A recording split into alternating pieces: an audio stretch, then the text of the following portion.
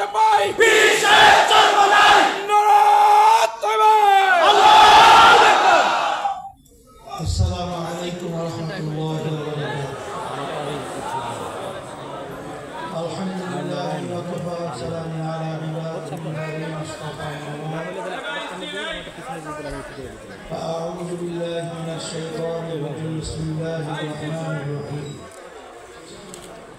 যাহারাল ফাসাদু feel বাররি ওয়াল বাহরি বিমা কাসাবাত আইদিন নাস। সাদাকাল্লাহুল আলিয়্যুল আযীম। সবাই দরুদ শরীফ পড়ুন। আল্লাহুম্মা সাল্লি আলা সাইয়্যিদিনা এই মেয়ে সময় লাগবে না وحبيبنا ومولانا محمد صلى الله عليه وعلى آله وصحبه ইসলামী আন্দোলন বাংলাদেশ ঢাকা দক্ষিণ মহানগর শাখা কর্তৃক আয়োজিত আজকের সম্মেলনের সভাপতি মঞ্চের কেন্দ্রীয় বিভিন্ন পর্যায়ের দায়িত্বশীল সামনে উপস্থিত রয়েছেন ইসলাম প্রেমিক দেশপ্রেমিক ইমামরা। ইসলামী আন্দোলন বাংলাদেশ আমাদের একটা লক্ষ্য উদ্দেশ্য রয়েছে। সেই লক্ষ্য উদ্দেশ্যটা হলো এই, আমি সেদিনকারও আইনজীবী পরিষদের সম্মেলনে বলেছিলাম, সৃষ্টি যার আইন হবে তার। আপনারা লক্ষ্য করেছেন তামাম দুনিয়ার ইতিহাস, আসলে সমাজতন্ত্র বলেন, প্রচলিত গণতন্ত্র বলেন, বা অন্য অন্য ধর্ম নিরপেক্ষতাবাদ যাই বলেন না কেন, সেটা আমাদের চোখের সামনে আমরা দেখে আসছি, দেখতেছি। এর মাধ্যমে আসলে দিনের দিন জালেমরা জুলুমের মাত্রা বাড়ে, কমে না। খুনিদের খুনের কার্যক্রম কমে না, আরো বাড়ে। জুলুম যারা করে তাদের জুলুমের মাত্রা কমে না, বাড়ে। যাই হোক, আর ইসলাম এমন এক নীতি আদর্শ, যেই নীতি আদর্শটা আমাদের শান্তির জন্য দিয়েছেন আল্লাহ রাব্বুল আলামিন। তার দূত হিসেবে পাঠিয়েছিলেন মুহাম্মদ রাসূলুল্লাহ সাল্লাল্লাহু আলাইহি ওয়াসাল্লাম, আল্লাহর হাবিবকে। বাস্তবতা আমরা যদি ইতিহাস পড়লে দেখি, দেখবেন তার মাধ্যমেই ব্যক্তি থেকে শুরু করে রাষ্ট্রীয় পর্যায় পর্যন্ত সর্বত্র শান্তির শুধু হাওয়া মানে হাওয়া চলছিল, এটা আমরা বাস্তবে দেখেছি।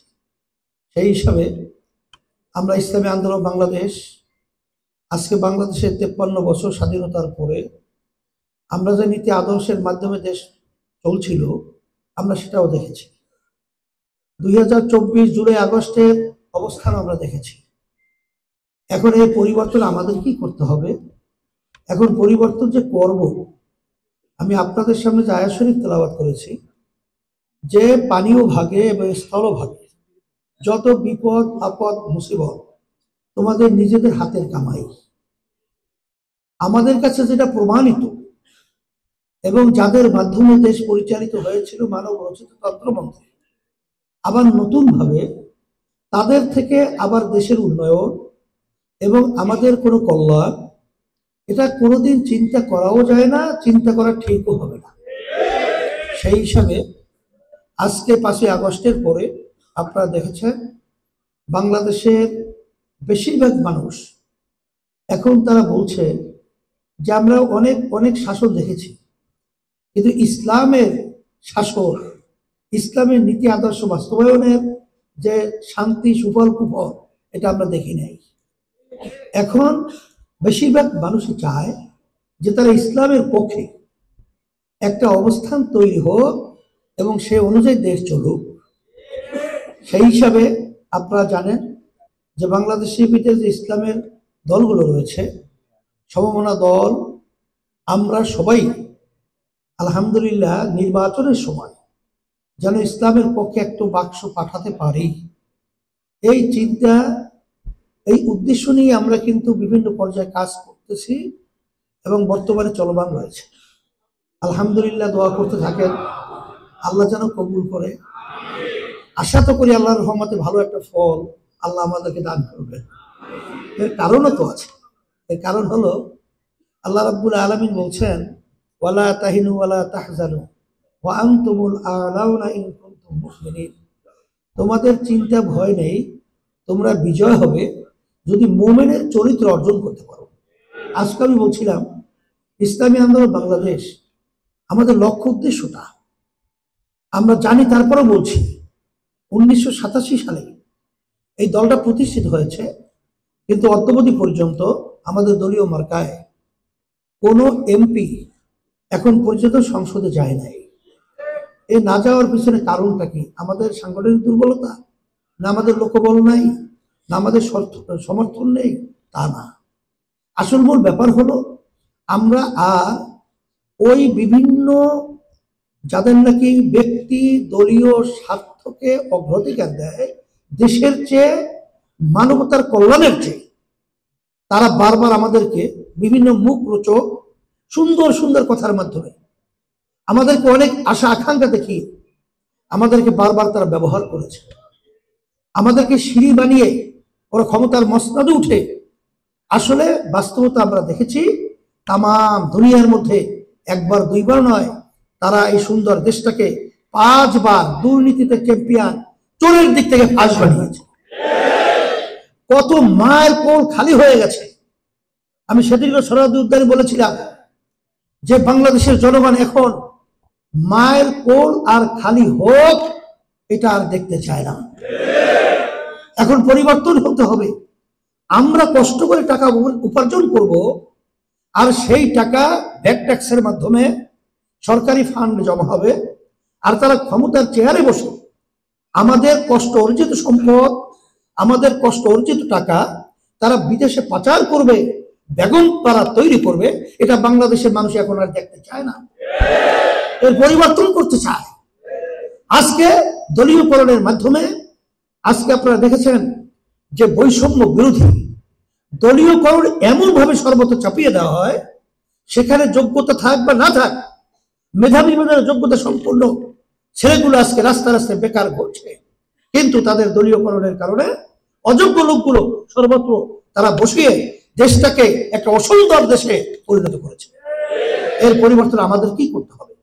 সেই হিসাবে আপনারা জানেন যে ইসলামী আন্দোলন বাংলাদেশ আমরা চাই যে আমরা যেন আরো ওই স্বার্থন্বেষী মহলদের আর আমরা সিঁড়ি হিসাবে পরগাছা না হই, ইসলাম নামক গাছটা বাংলার জমিনের ভিতরে বৃক্ষ বট এর চেয়েও মজবুত হয়ে মসনদে বাংলাদেশের সংসদে তারা উদ্ভিদ হবে এবং সুন্দরভাবে এই দেশ এবং মানুষ সুন্দর বসবাস করার পরিবেশ তৈরি করবে।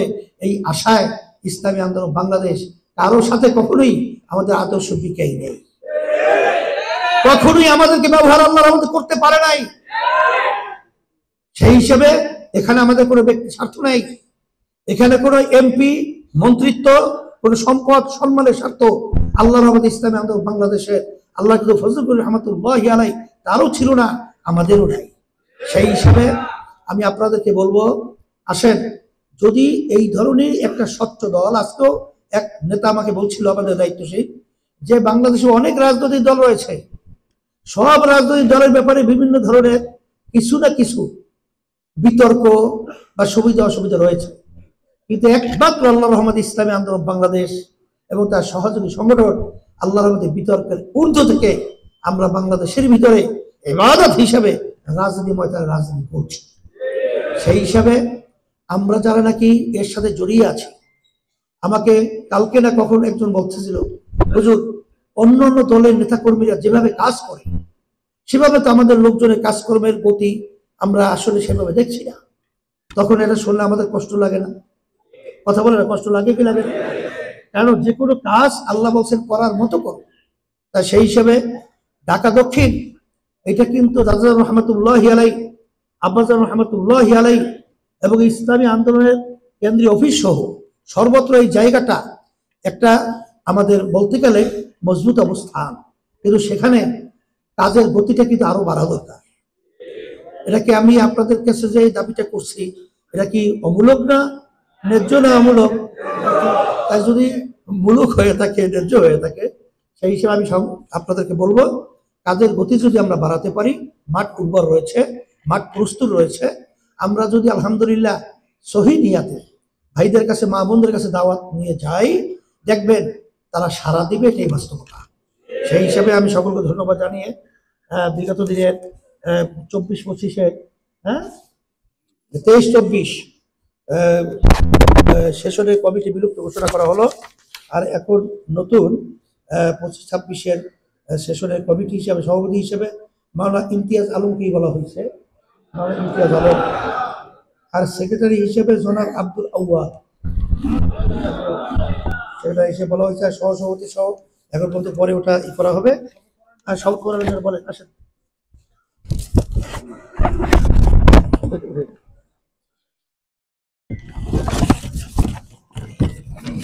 বিসমিল্লাহির রহমানির রহিম। আমি যাদের নাম বলেন, ইসলামী বাংলাদেশ ঢাকা মহানগর দক্ষিণের কয়েকটার নাম বলেন। নিযুক্ত আল্লাহ তাআলাকে সাক্ষী রেখে ওয়াদা করছি যে আমি আল্লাহ তাআলার সন্তুষ্টির উদ্দেশ্যে ইসলামী আন্দোলন বাংলাদেশ ঢাকা মহানগর দক্ষিণের সম্প্রসারণ, মজবুতি অর্জন ও মূল্যক্ষণ হাসিলে সর্বাত্মক প্রচেষ্টা চালাবো। ইসলামী আন্দোলন বাংলাদেশ ঢাকা মহানগর দক্ষিণ এর নীতিমালা ও নিয়ম শৃঙ্খলা যথাযথভাবে মেনে চলবে। আমার উপর অর্পিত দায়িত্ব আমানত যথাযথভাবে পালন করব। আল্লাহ তাআলা আমাকে ওয়াদা পালন করার তৌফিক দিন।